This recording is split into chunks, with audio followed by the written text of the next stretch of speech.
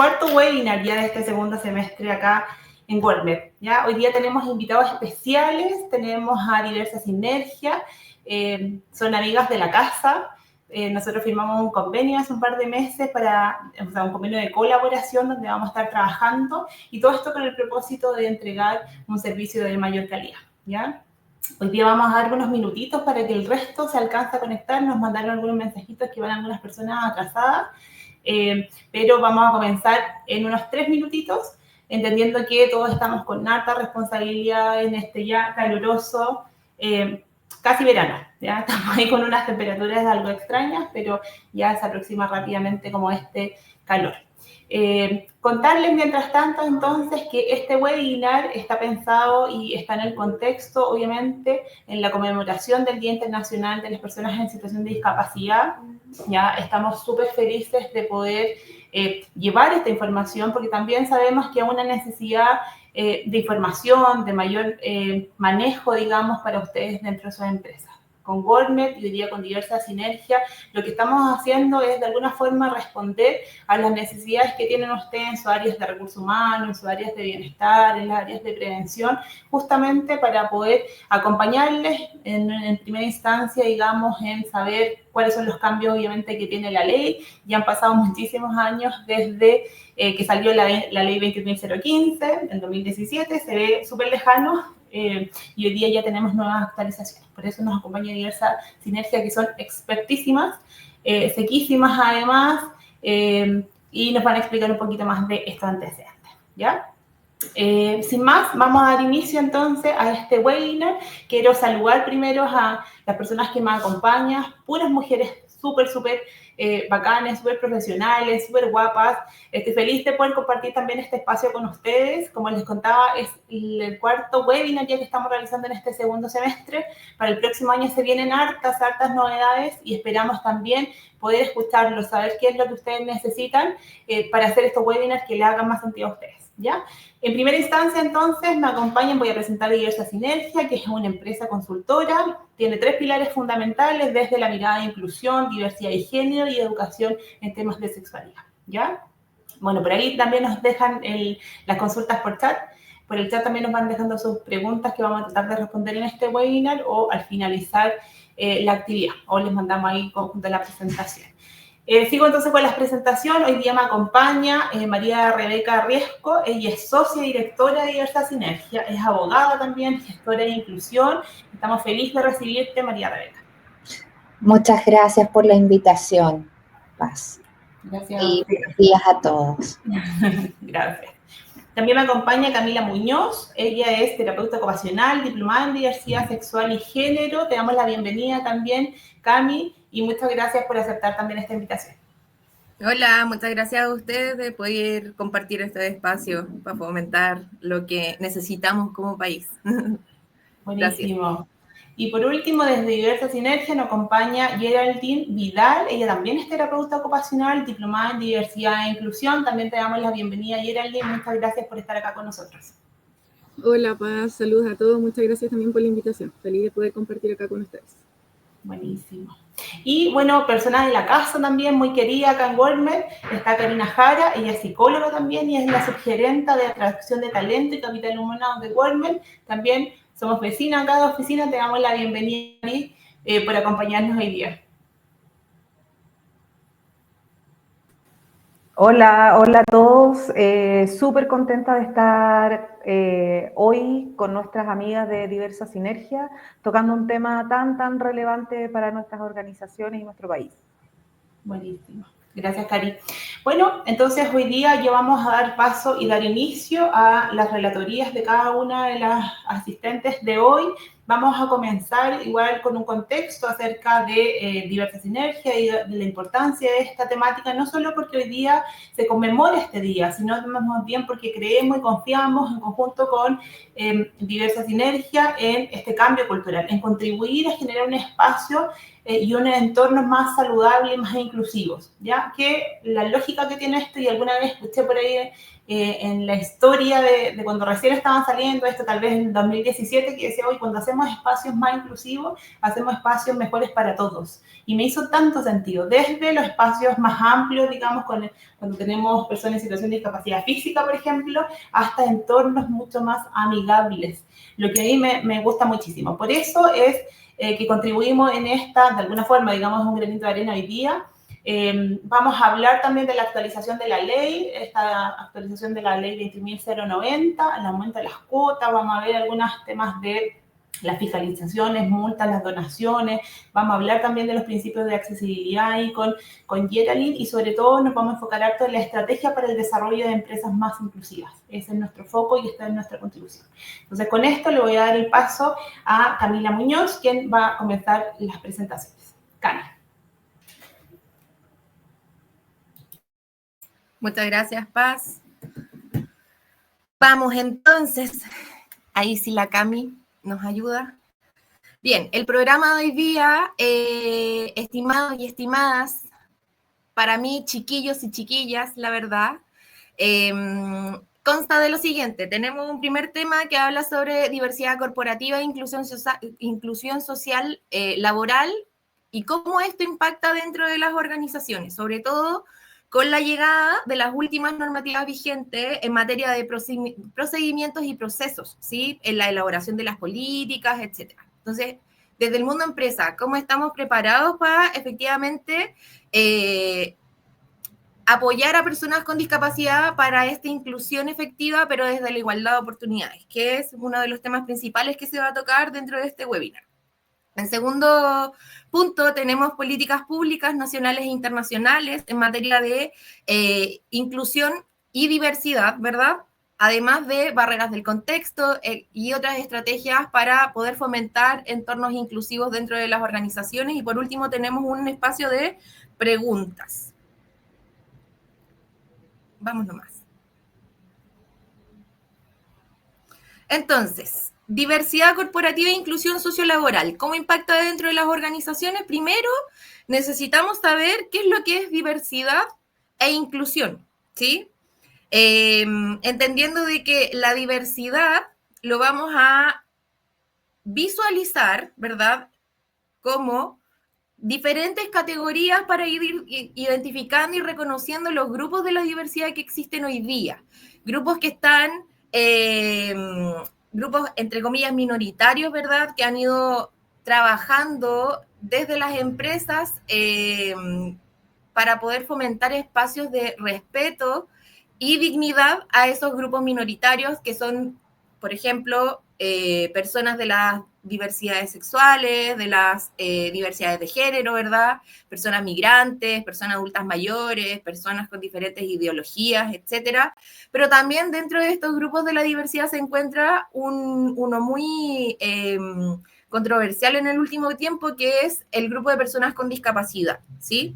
Ahí le pido a la Cami, si es que me corre la lámina, por favor. Por lo tanto, podemos decir que la diversidad va a ser un grupo de categorías o de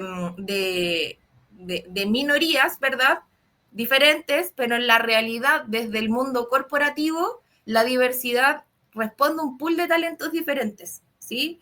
Que más allá, si el compañero viene de algún país en particular, o si profesa alguna religión en particular, o si tiene alguna condición de salud en específica, la verdadera, el verdadero valor de la diversidad es lo que yo, desde mi historia de vida, desde mis valores, desde mi genuidad, puedo entregarle al compañero que está dentro de mi mismo equipo de trabajo para poder nutrir y contribuir a la empresa con otras miras para nuevos proyectos y nuevas aperturas para poder fomentar la diversidad e inclusión dentro de las organizaciones. Ese es el verdadero valor de tener grupos de la diversidad, ¿verdad?, dentro de nuestras empresas hoy en día. Da paso a poder mirar con otros ojos y dar respuesta a otras necesidades que se están identificando dentro de la empresa, ¿verdad?, pero desde el punto con un punto de igualdad de oportunidad y también tendiendo a propiciar el enfoque de derechos, que es uno de los pilares más grandes de lo que es la diversidad e inclusión hoy en día, ¿sí? Dale nomás cambio. Entonces nos vamos a quedar con que, si bien la diversidad es un conjunto de rasgos personales, culturas, razas, ideologías, etcétera, el verdadero valor de la diversidad es crear espacios de trabajo colaborativos con puntos de vista diferentes para poder ir dando respuesta a las nuevas necesidades actuales de la sociedad, ¿sí? Y desde ahí entonces nace el concepto de diversidad corporativa. A nosotros, más allá de cuántas personas migrantes tenemos dentro de la organización, nos importa entender, ¿verdad?, qué puede aportar este grupo de personas a mi organización para poder proyectar nuevas formas de trabajo, básicamente. Y la inclusión, entonces, se arraiga desde el concepto de la diversidad, porque al final la inclusión es sentirme perteneciente a un espacio de trabajo, sentirme en igualdad de oportunidades, sentir que me respetan, que me valoran, que me validan, etc. Si yo voy a una pega y voy con dolor de guata porque, pucha, en verdad como me he visto, ya desde ahí hay malas caras, me miran raro, feo, etcétera, o si tengo alguna discapacidad, ¿verdad?, desde el punto de vista físico, por ejemplo, con pérdidas de estructura, y tengo que esconder lo que para otros puede parecer extraño, entonces no estamos hablando de inclusión, ¿sí? Estamos hablando de integración. ¿Cuándo se posiciona la inclusión? Cuando yo le permito a la otra persona poder mostrarse tal cual es, obviamente dentro de un marco, de un contexto, desde un encuadre, ¿verdad?, para que pueda respetar los límites que mantiene esa empresa, pero en realidad la inclusión es poder darle paso a que las otras personas se sientan validadas y respetadas y poder disfrutar de los mismos espacios y de los mismos protocolos que existan dentro de las organizaciones en igualdad de oportunidades. Vamos a la otra. Entonces, ¿cómo impacta la diversidad dentro de las organizaciones? No solamente impacta en materia de clima laboral, sino que también impacta y en el desarrollo de la cultura inclusiva, ¿verdad? Sino que también promueve la equidad dentro de los entornos laborales, generando un impacto directo en la productividad, la innovación, sobre todo la innovación y la sostenibilidad económica. ¿Y esto a partir de qué? De lo que comunica la CEPAL en el 2022-2023. La CEPAL es la Comisión Económica, ¿verdad?, de América Latina y el Caribe, quien plantea una agenda para ver cómo se van a proyectar el mundo empresarial en general, público-privado, ¿verdad?, para ir dándole cierto input a algunas materias que son necesarias de tratar dentro de las organizaciones o dentro del mundo empresa. Por lo tanto, la CEPAL señala que el avance hacia una economía inclusiva requiere de garantizar la igualdad de oportunidades y reducir las brechas estructurales, tanto de género, ¿verdad? Antes, por ejemplo, no se veía a la mujer dentro de rubros más masculinos. Hoy día ya está posicionándose con gran ventaja. Por lo tanto, reducir las brechas estructurales de género, de raza, de discapacidad y entre otras. Siguiente. ¿Por qué es importante hablar de este tema hoy día?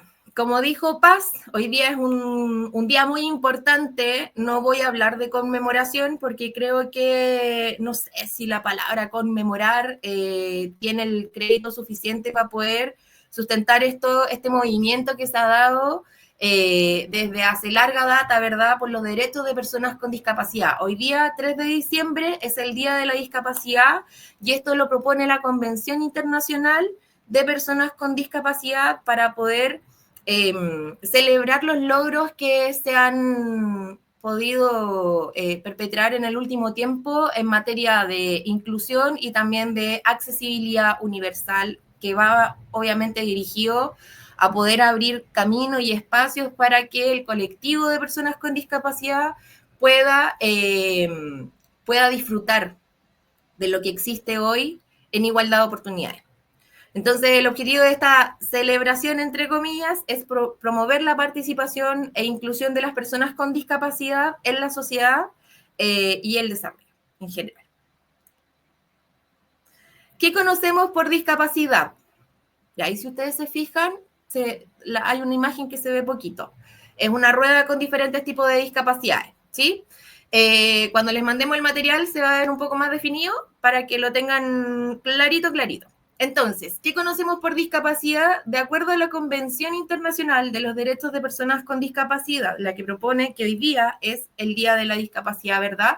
En el 2006 se promulga la convención bajo la tutela, en el fondo, de las organizaciones de las Naciones Unidas y define la discapacidad como una interrelación de 3 factores, ¿sí? Tenemos la deficiencia o la condición de salud que mantiene la persona. Esta puede ser diabetes tipo 1, fibromialgia, pérdida de extremidades, cualquiera sea, esquizofrenia, etcétera, etcétera, etcétera. Condición de salud, ya sea de origen mental, psíquico, intelectual, ¿verdad? Físico, visceral, etcétera. Tenemos barreras en el entorno, que son ciertas restricciones, ¿verdad? Ciertos obstáculos que van a limitar mi participación y van a impedir mi participación plena y efectiva en sociedad.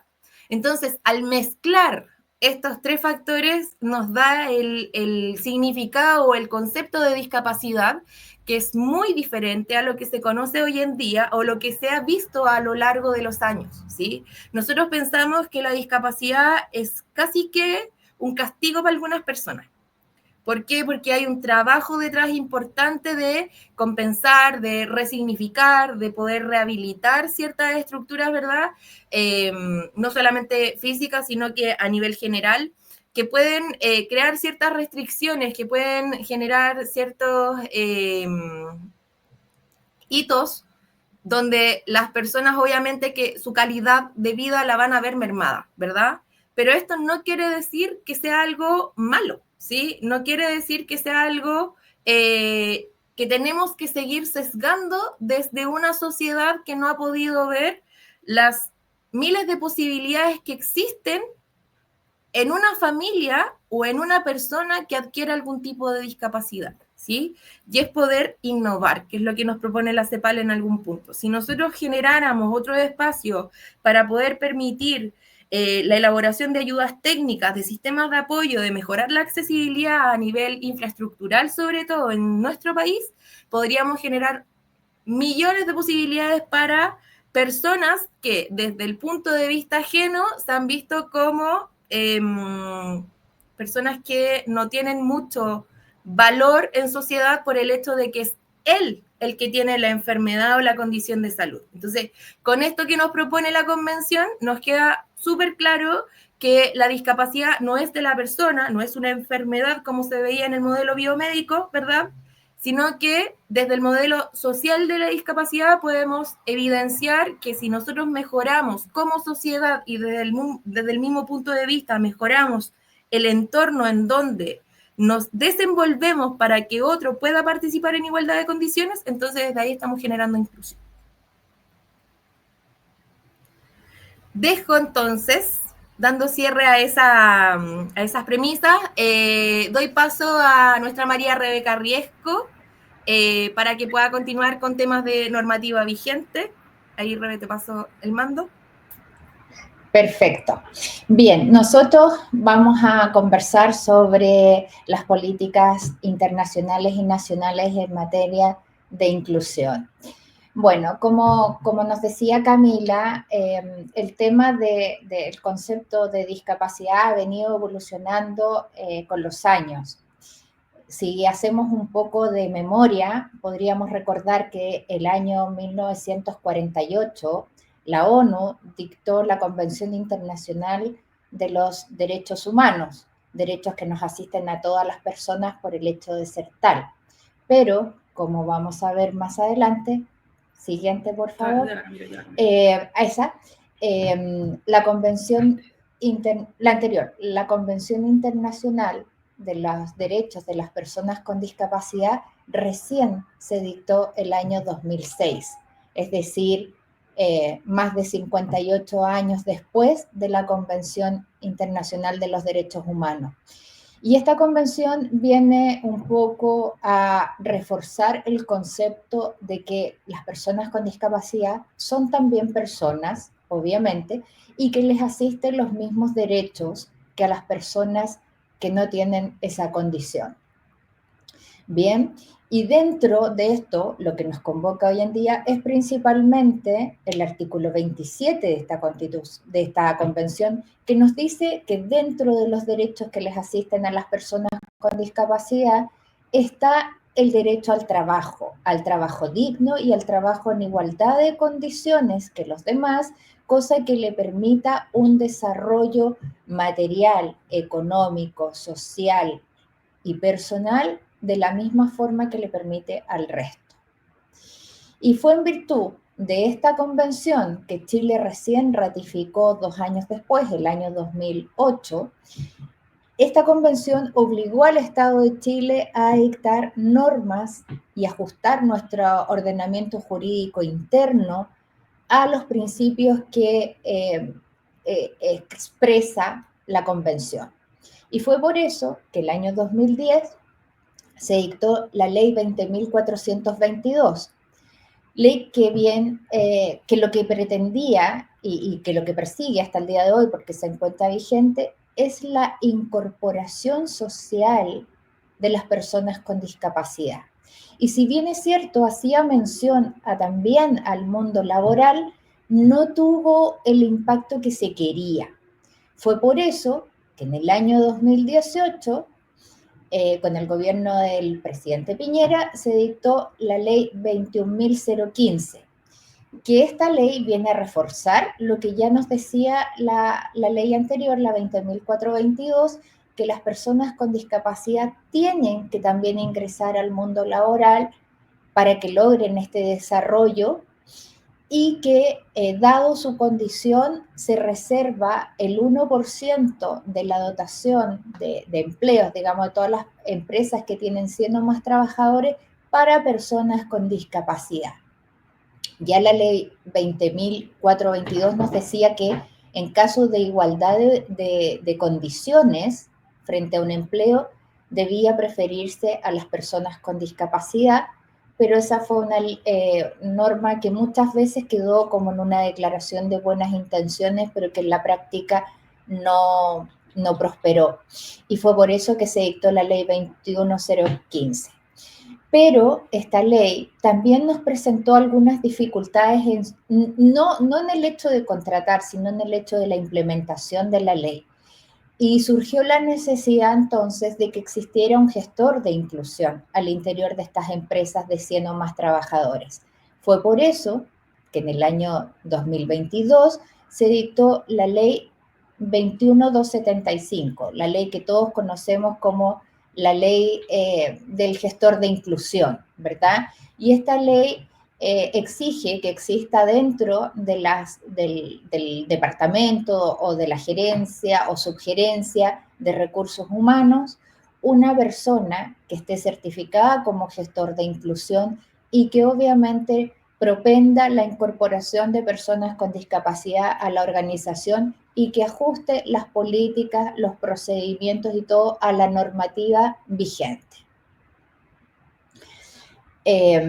Finalmente, este año, con el gobierno del presidente Boric, se dictó la ley 21.690, que es la ley que modifica la ley 21.015.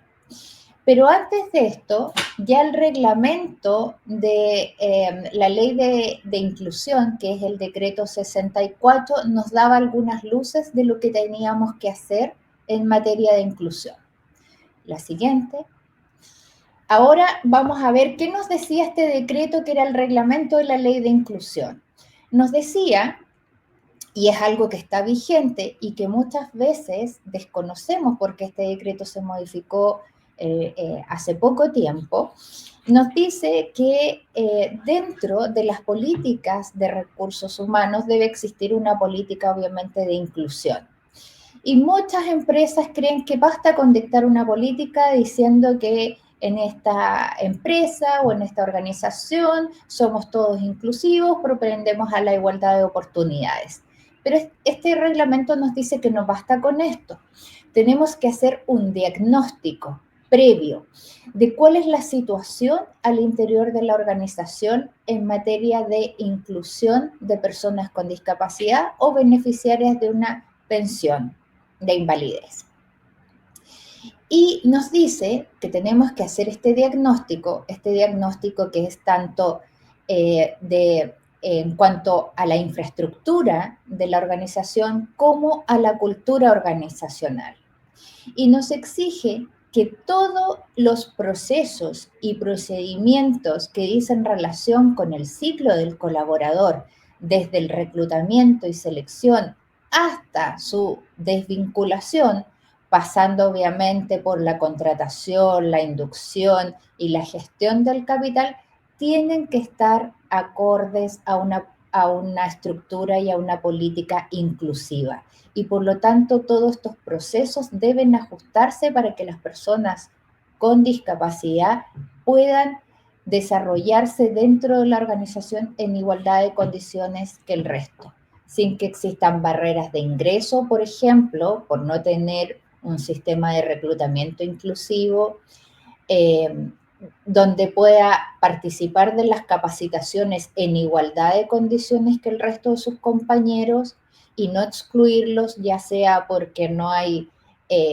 capacitación con lengua de señas o porque no hay en braille o porque no hay cualquier otro tipo de ajuste que se deba hacer para que la capacitación sea efectivamente inclusiva. Esto es lo que muchos conocemos los gestores de inclusión, sobre todo como el plan de inclusión que debe existir en toda organización.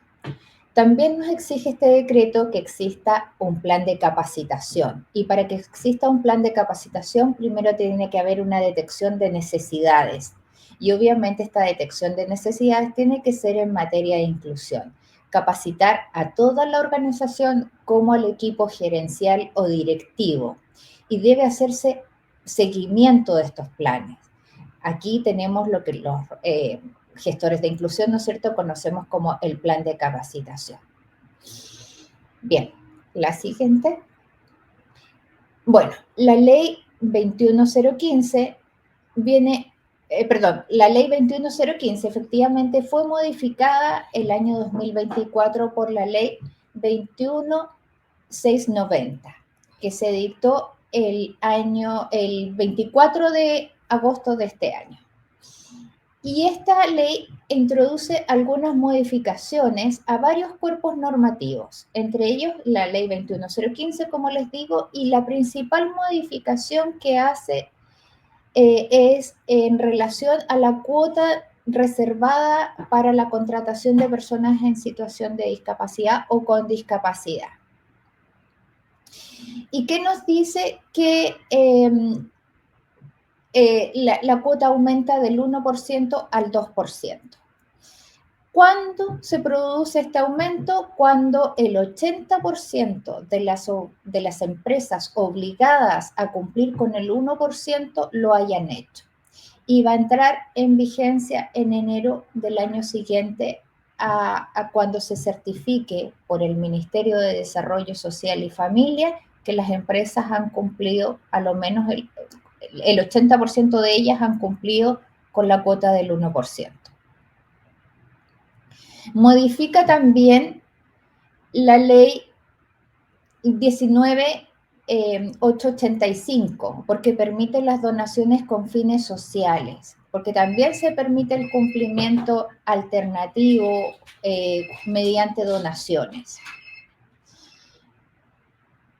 Y obviamente modifica también el Código del Trabajo, porque introduce estas reformas que son aplicables a las empresas privadas y también hace extensible el cumplimiento de esto a la ley o a las leyes que rigen el sector público, ¿ya? Porque tanto el público como el privado deben cumplir con la cuota del 1% para aumentar al 2%. Bien, veamos la lámina siguiente. Ya, veamos ahora el aumento de contratación. Efectivamente, como yo les decía, el aumento de contratación desde el 1 al 2% se hará efectiva cuando el 80% de las organizaciones, tanto del sector público y privado, cumplan con la cuota del 1%. Para eso, obviamente, todos los años se está monitoreando el cumplimiento a través de un informe que emiten los ministerios del Trabajo, el Ministerio de Desarrollo Social y Familia y el Ministerio de Hacienda. Cuando esta cuota sea cumplida por el 80% de las empresas, en enero del año siguiente, a la fecha que emita este informe, esta comisión tripartita de ministerios, entrará en vigencia el 2% de contratación.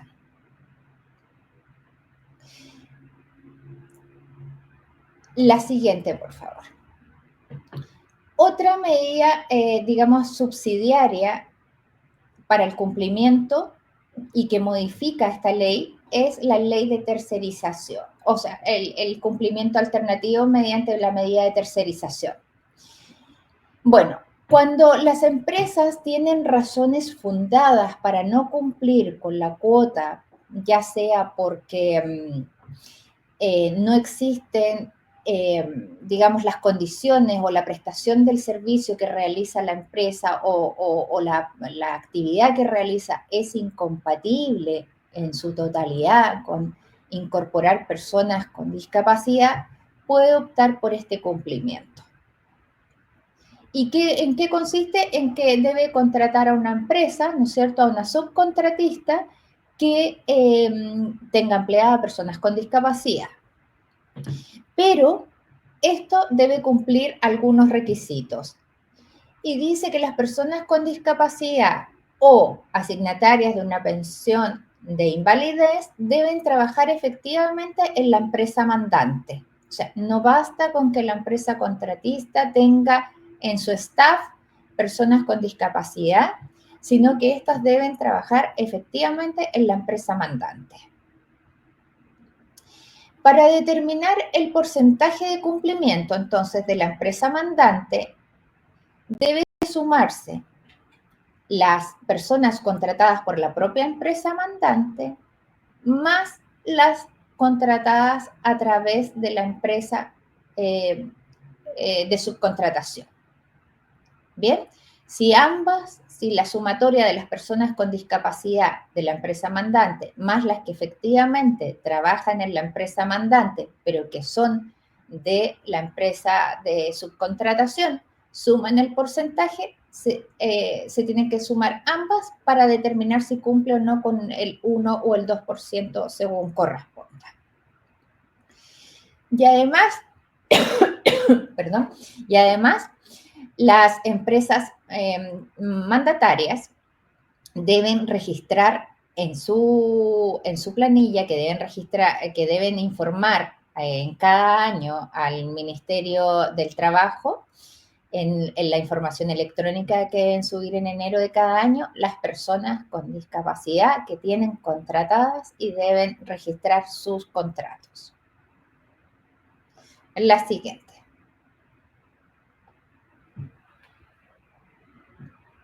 Otra medida también de cumplimiento es a través de las donaciones. ¿Ya? Cuando las empresas ya estén obligadas a cumplir con el 2% de la contratación, nos dice esta modificación que el 1% de las personas tienen que estar efectivamente contratadas en las empresas y que solo el 1% restante puede cumplirse a través de donaciones. Es decir, en ningún caso la donación puede abarcar el 2% de la contratación.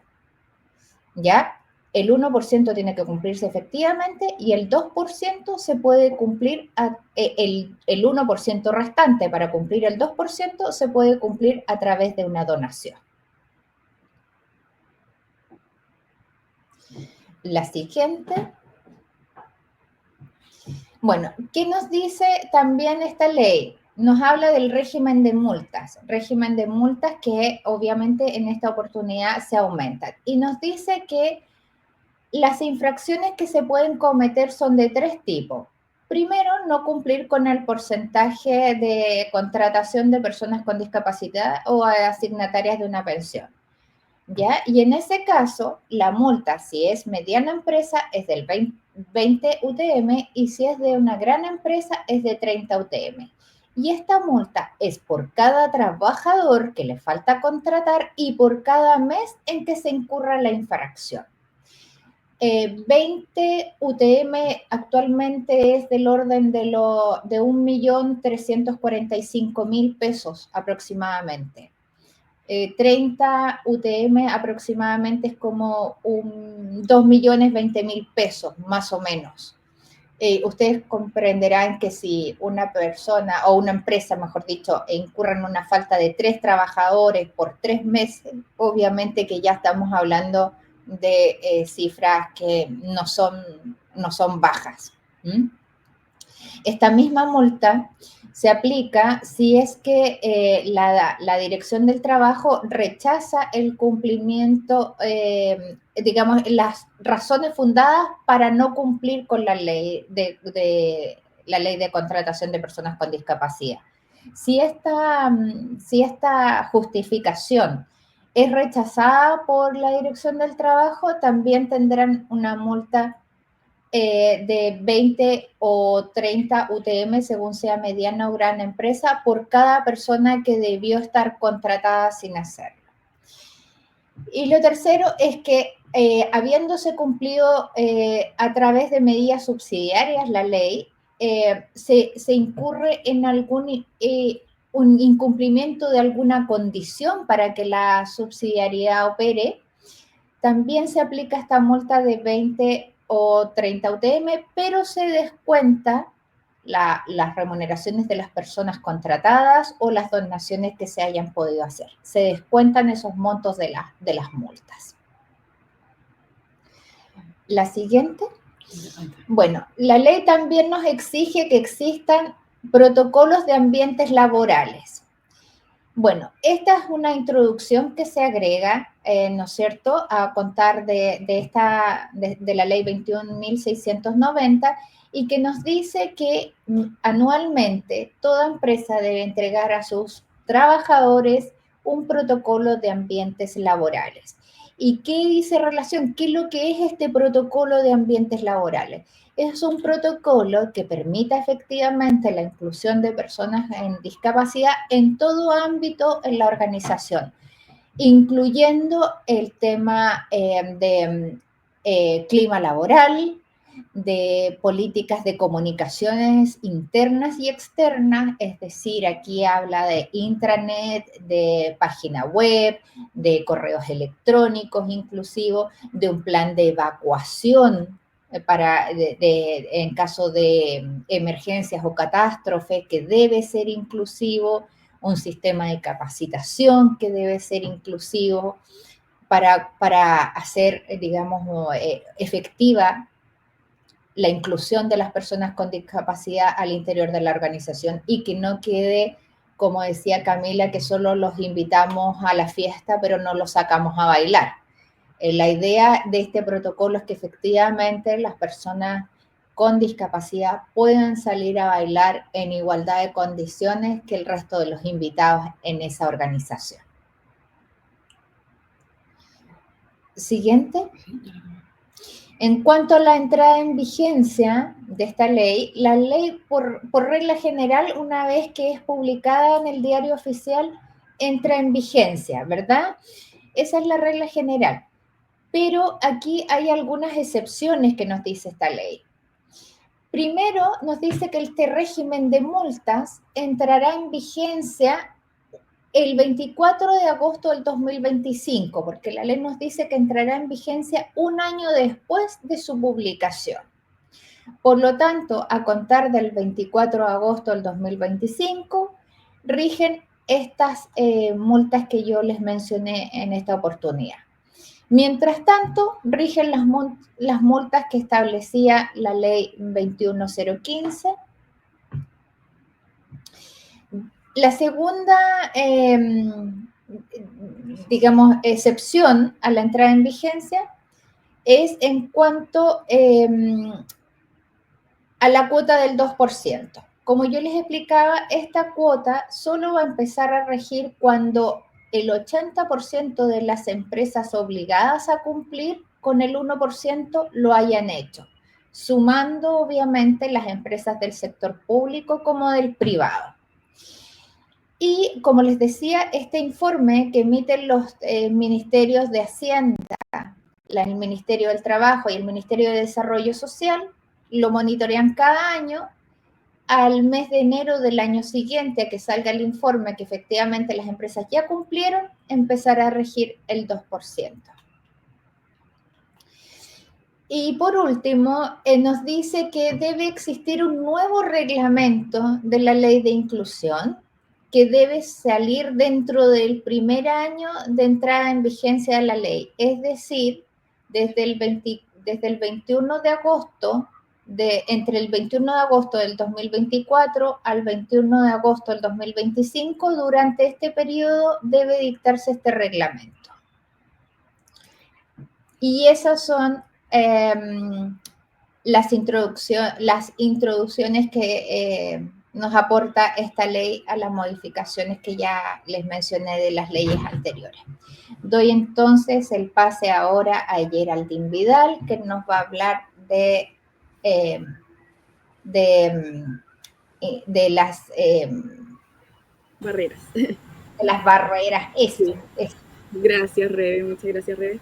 Bueno, tal como dijo María Rebeca, yo voy a hablar de las barreras del contexto para las personas con discapacidad. Y bueno, tal como dijo Camila Muñoz anteriormente, actualmente, por lo que entendemos por discapacidad, se deben cumplir ciertas características o requisitos, por decirlo de alguna forma, para recién hablar que una persona tiene discapacidad. Y una de ellas son las barreras. Por lo tanto, vamos a mencionar algunas hoy día.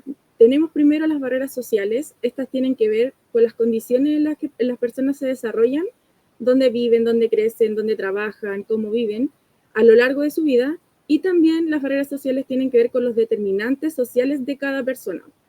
Esto principalmente se vincula muchas veces a la relación que existe entre la discapacidad y la pobreza.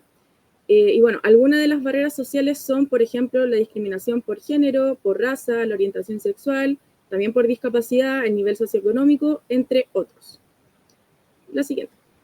Bueno, también como barreras actitudinales, estas son las más comunes, las que todos tenemos. Esto tiene que ver con los sentimientos, con las percepciones, con las suposiciones que yo voy a tener respecto de un otro. Acá, por ejemplo, tenemos los sesgos, que los sesgos es algo que todos tenemos, todos estamos sesgados. Los sesgos son asociaciones mentales que no son intencionales y son automáticas. También tenemos los prejuicios, que los prejuicios es una opinión que por lo generalmente es negativa y es individual, y esto está formado, se forma antes de que yo tenga la oportunidad de experimentar realmente cómo es la realidad, de enfrentarme directamente a la realidad, yo me genero un prejuicio. Y también tenemos los estereotipos, que los estereotipos son una serie de creencias generales y simplificadas que van a estar relacionadas a un grupo en específico o una persona en concreta. Cuando acabamos de hablar de las colectividades, cuando vemos, no sé, un grupo en específico, ya todos nos generamos algún prejuicio o estereotipo de que ya estas personas son de tal forma. Y esto viene a ser de manera más colectiva. Siguiente, por favor. Ya. Acá tenemos las barreras de la comunicación y la información. Como el nombre lo dice igual, estas barreras van a afectar principalmente a las personas que presentan discapacidades sensoriales, ya sea, por ejemplo, ahí aparece un oído con una línea, donde son, aquí tenemos una discapacidad sensorial auditiva, al lado nos muestra una discapacidad sensorial visual. También van a tener que ver estas barreras con personas que tengan dificultad en la lectoescritura y personas que tengan discapacidad intelectual o psíquica. Tal como lo dice el nombre, en estas barreras principalmente va a afectar en la forma en que nos comunicamos y nos entregan la información. Muchas veces hemos visto en la televisión, que no se da siempre, pero que colocan a una persona, a un intérprete de lengua de señas, en las noticias, no sé, pero por ejemplo, esto no se ve a diario y en todos los programas. Las personas, en este caso, que tienen discapacidad auditiva, no podrían acceder fácilmente a cualquier información si no hubiera un intérprete de lengua de señas, si no hubieran subtítulos en algunas partes, si no se explicara la información de manera simple y concreta. acá nos enfrentamos a una barrera de la información, ya que la comunicación fluida se va a ver interferida por este tipo de barreras. Siguiente. Bueno, también acá tenemos las barreras arquitectónicas. Como dice ahí, se refiere a todo obstáculo en el entorno estructural que dificulte, impida o bloquee el desplazamiento o acceso de una persona a un espacio. Acá, por ejemplo, en las imágenes vemos una manilla de una puerta. Uno puede decir como, ¿por qué una manilla de una puerta puede ser una barrera física o arquitectónica? Efectivamente, porque si yo, por ejemplo, tengo alguna dificultad musculoesquelética, algo que me impide o netamente no tengo mi extremidad superior, no voy a poder hacer este movimiento, la rotación de la muñeca del brazo para poder abrir la puerta. Entonces esto ya se convierte en una barrera física que no puedo acceder, no sé, al baño, a la oficina, etc. Entonces acá, bueno, después se entra a otro mundo que es el tema de la accesibilidad, pero analizar efectivamente cómo está la estructura de nuestra empresa, qué tan accesible es nuestra empresa o no.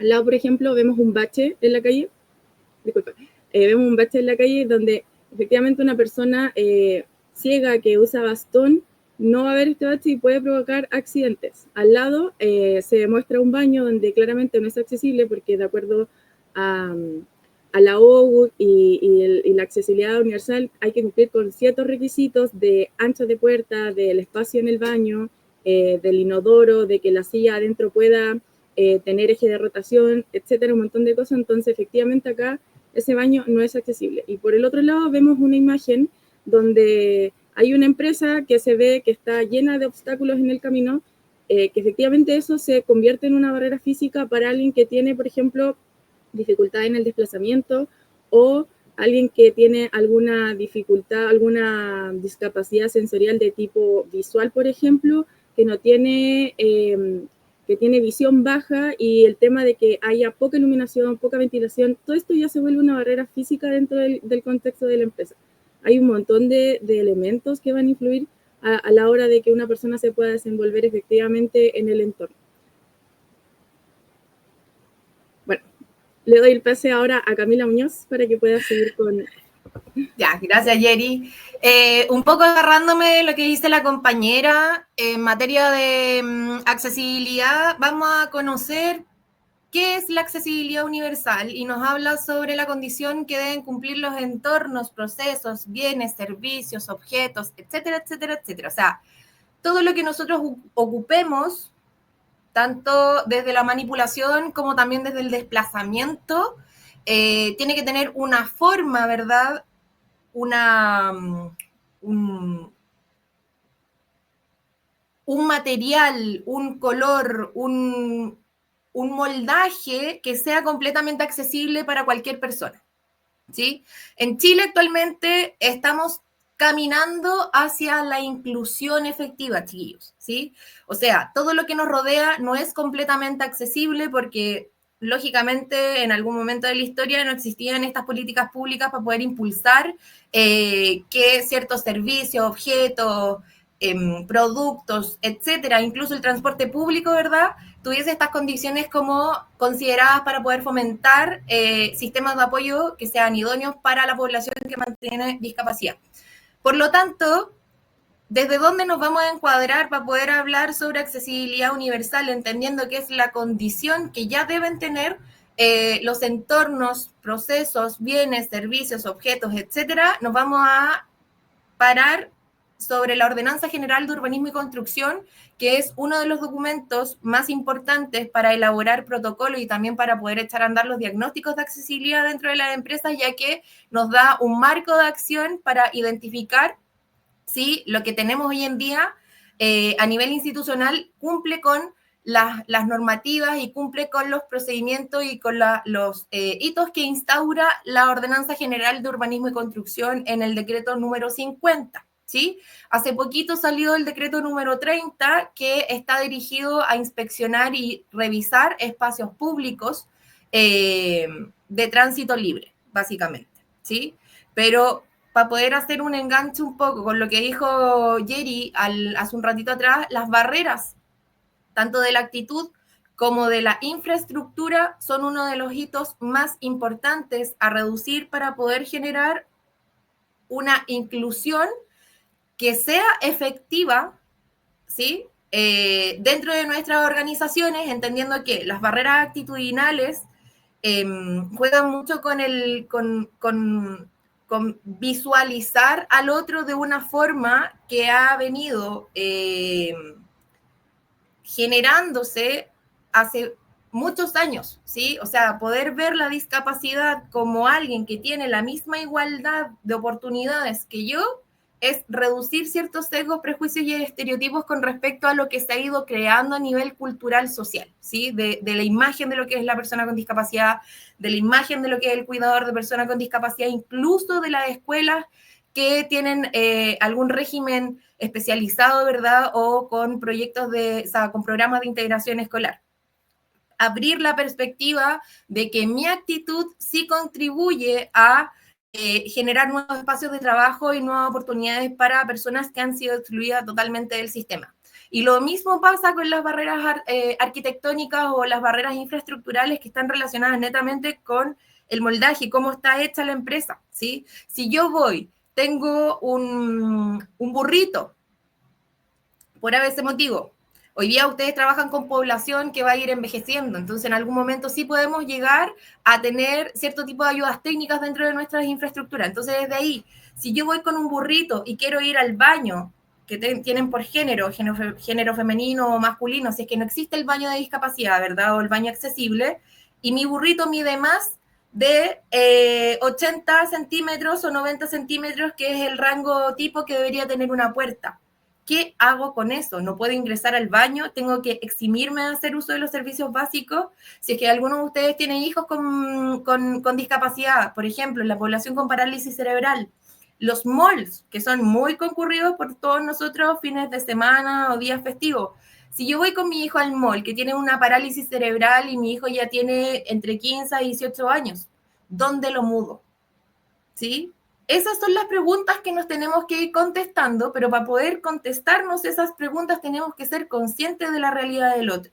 Y para ser conscientes tenemos que derribar ciertos sesgos, prejuicios y estereotipos que existen aún con respecto a personas con discapacidad, incluso dirigido a ciertos tipos de discapacidad que existan dentro de las empresas, ¿sí? O sea, por ejemplo, una barrera actitudinal muy evidente es cuando yo me enfrento a una persona que tiene esquizofrenia y solamente por el hecho de que el papel diga o que él haya comentado que tiene esquizofrenia ya es como una alerta gigante dentro de la empresa que nos van a matar a todos. Y no es así, ¿sí? Entonces uno tiene que ya empezar desde el mismo escenario que se da con las diversidades de género y con las diversidades por orientaciones, ¿verdad? Uno tiene que ya empezar como a sacar un poco el paño, rajarlo, ¿cierto? Y empezar a crear nuevos caminos, nuevas perspectivas, porque al final vamos todos evolucionando. Hoy día, si se fijan en las escuelas, está lleno de niños, de niños, niñas y adolescentes con trastornos del espectro autista. Cabros que van a generar una nueva promoción, ¿verdad? Y que probablemente se van a incorporar dentro de su empresa. Entonces, si ustedes no están preparados para poder incorporar a otras personas que tienen diferentes características, como cualquiera de nosotros, ¿qué van a hacer cuando se les complique el camino?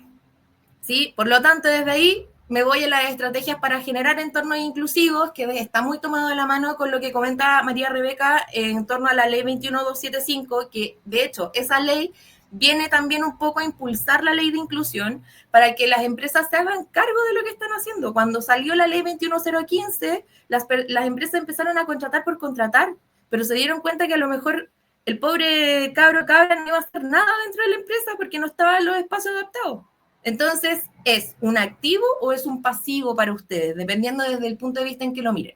Por lo tanto, algunas estrategias son diseñar procesos de reclutamiento y selección inclusivo, diseñar procesos en materia de capacitación, en materia de prevención de riesgo, en materia de estrategias de comunicación, entendiendo que existen discapacidades sensoriales, visuales y auditivas, ¿sí? Si yo ocupo el intranet como todos los días, y voy a dar una información a través de los canales que utilizo como empresa, y me olvido de que tengo una gran población, por ejemplo, que manifiesta ciertas condiciones de salud que van desde lo sensorial, visual o auditivo o ambas.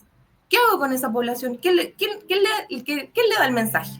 Es lo que tengo que pensar y desde ahí entonces anteponerme a las posibles situaciones que se vayan a ir registrando en mi empresa en materia de diversidad e inclusión. Por lo tanto, darles el ánimo, ¿verdad?, la motivación para que puedan crear ciertos protocolos de acción en materia de políticas, planes de acción, planes de capacitación. Si yo, como trabajador común de la empresa, nunca he tenido una aproximación a la discapacidad, no voy a tener ni idea cómo hablarle a una persona con discapacidad. ¿Por qué? Porque mi abuelita, cuando yo era chico, me dijo que las personas con discapacidad no entendían ni jota. Entonces, imposible, ¿sí? Necesitamos generar cultura para poder ir avanzando hacia caminos que sean mucho más asertivos y efectivos para la población que necesita tener una oportunidad digna de trabajo.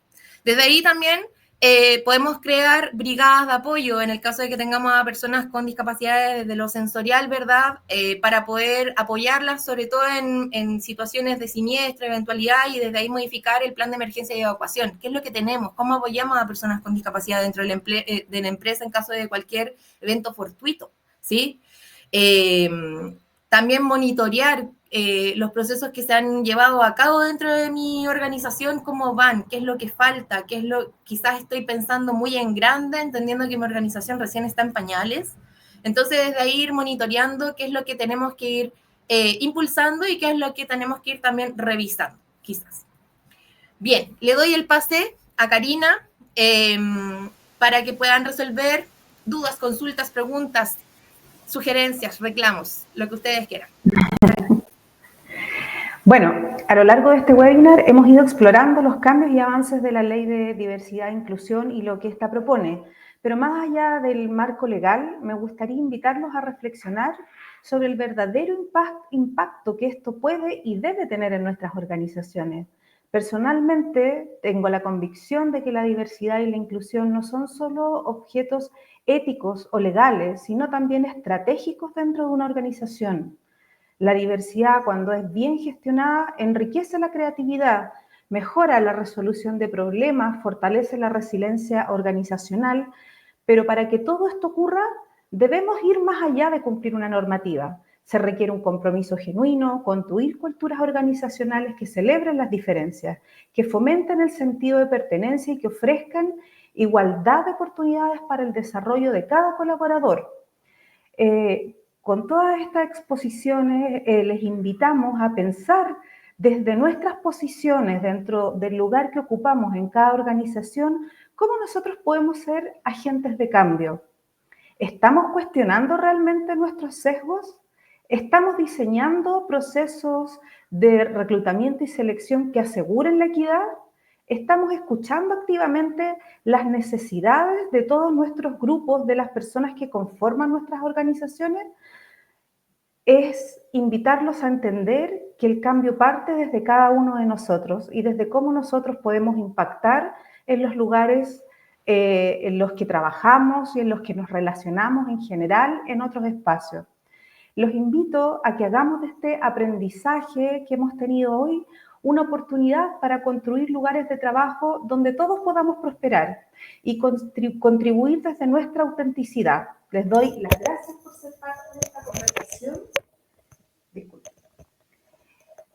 De esta conversación tremendamente transformadora, y los invito a que aportemos con ese pequeño granito de arena que tenemos ahí cada uno desde nuestro lugar y desde nuestro ser. Muchas gracias. Buenísimo. Oye, solo darle las gracias a todos ustedes. Creo que es una excelente exposición. Nos fuimos pasando por cada una de las miradas, creo que es súper gratificante. Les dejamos abierta la posibilidad de que nos manden sus consultas, sus comentarios, digamos, en el chat. Ya por tiempo estamos súper justito con Laura, pero sí vamos a responder todas sus consultas. Ya se las vamos a hacer llegar por medio de los correos electrónicos donde ustedes registraron la inscripción. Vamos a enviarles la presentación y además las preguntas y respuestas en el caso que existan. Cualquier cosa le vamos a mandar también nuestros datos de contacto para que sigamos ahí conectados, y cualquier duda o sugerencia o algo que quieran que nosotros les podamos apoyar, también vamos a quedar ahí con esa invitación abierta. Así que sin más, chicas, me despido agradeciendo a María Rebeca, Camila, Geraldine, Karina, por las presentaciones, por las reflexiones, y a todos los asistentes que nos acompañaron el día de hoy. Muchas gracias y que tengan un excelente día. Nos vemos, que estén muy bien. Chao, chao. Chao, muchas gracias.